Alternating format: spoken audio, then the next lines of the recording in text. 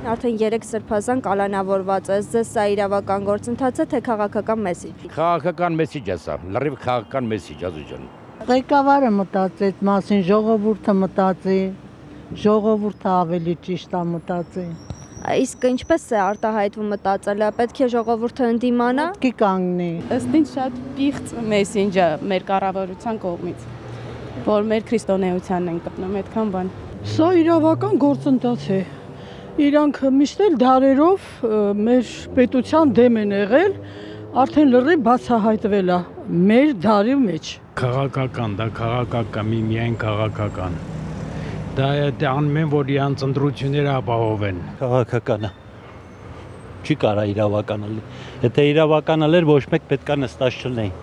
Քաղաքական է։ Священники не должны вмешиваться в политическую жизнь. Вот это я могу сказать. Աստված պետք է որոշի դատավճիռը, իրանք ովքեր են։ Գողություն չեն արել, մարդ չեն սպանել, հանցագործ չեն, այնքան հանցագործներ կան, ինչի դրանց հետևից չեն գնում, ամեն օր օրեկան մեքենաների բան են գողանում։ Թող դրանցով զբաղվեն, դրանց վերահսկեն։ Եթե հանցագործություն կա, պիտի կալանավորվեն, ինչ կապ ունի սրբազան, ինչ։ Թվում է սա ոչ թե կոնկրետ հոգևորականների դեմ արշավ է, այլ հենց բուն եկեղեցու դեմ արշավ է,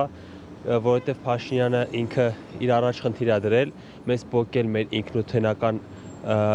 ինչը որ մեզ պահում է հայ այդ ամեն ինչից, սա ուղղակի մի արարն է այդ ամեն ինչի, ինքը ընդհանրապես իրանից ներկայացնում է բացահայտ կոլաբորանտ ռեժիմ, ինքը թուրքերի ու ադրբեջանցիների հետ ձեռքի տված ուզում է քանդի մեր պետությունը ու պետականությունը։